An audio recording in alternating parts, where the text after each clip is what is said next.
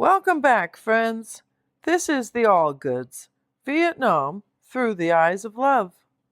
I'm Elisa Allgood, and I'm reading the letters my parents wrote to each other during my dad's Vietnam deployment, while he was flying rescue helicopters in Vietnam, and my mom was home in San Antonio, pregnant and now caring for a newborn. February 1st, 1972 is the first day of the last full month they will spend apart. January is behind us now, and he's scheduled to come home in March. From here on out, everything is pointed forward. My mom is home with a 3-week-old baby, who is me, and she's recovering from childbirth because I broke her tailbone, and she's settling into daily life. My dad is still deployed, still flying helicopters, and still counting the days forward from Vietnam and looking forward to their life in Miami. Today there's only one letter, and it's from my mom. So here it is.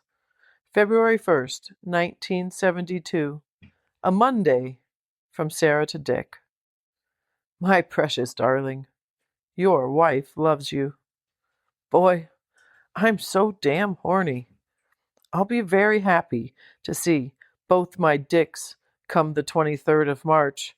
Huh, I can't even use my trussy dicky dildo either. You know, we really had good timing on having our darling daughter.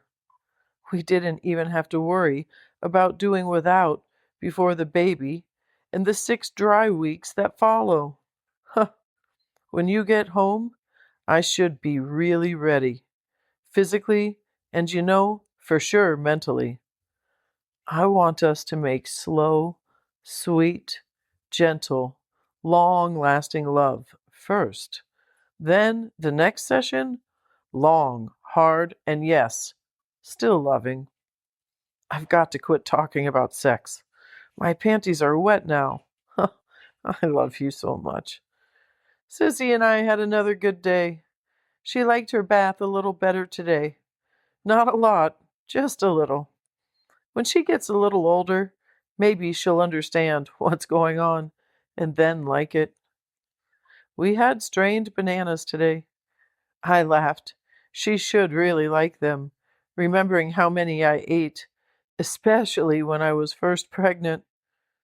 She's awake right now, and alert too. She tries to focus, but hasn't quite conquered that yet. Probably another week or so. Honey, I can't remember if I told you or not. Connie was supposed to go home for Christmas, come back, and go into the hospital for a 4-month rehabilitation program for alcoholism. She agreed to do it until she went home and came back. Then she refused. She said she wasn't an alcoholic. Then the Air Force tried to kick her out. Colonel Truitt, actually.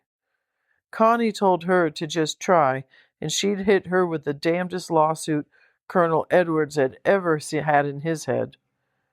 They've been fighting back and forth until Connie put her papers in to resign last week. She has 30 days to decide if that's what she really wants. She is an alcoholic. She had to go to the doctor yesterday and came over here around 10 to get a drink before going. Well, that drink was a juice glass times 2, filled straight. The DTs and the depression in the past were simply when she tried to stop drinking by herself. She somewhat seems normal to me now, for the first time in many months. And she just laughs and says, "What the hell? I'm happy now." She'll probably die with liver disease. Her belly is already swollen. I just wanted to clue you in on the latest. I was tickled by the true doings. I thought you'd get a kick out of it, too. The Truitt doings. Connie was going to take Colonel Truitt to court, saying she drove her to drink because she discriminated against her as the only black nurse in the operating room. I laughed. I'm still on my diet for 4 days now, and I've only lost 1 pound. I'm not going to get discouraged, though. I'm losing inches, even though not pounds. When I came home from the hospital, I couldn't even zip my long gold robe. Well, I have it on now, so I know I'm losing. Myra and Jean came over tonight. We had a few shooters and shot the shit. I was glad to see them. I really get lonesome when Sissy is sleeping, and I don't go out much with all the weather. Well, Jean is working at a lab tech at Bexar County now. She likes working again. And Joe came to see me in the hospital. He's got a bad knee, and they're going to operate sometime this month. He also said when you come home, he'd bring you up to date, now that we have Sissy. He said it should be corrected, and he'd be happy to do it before we start our travels.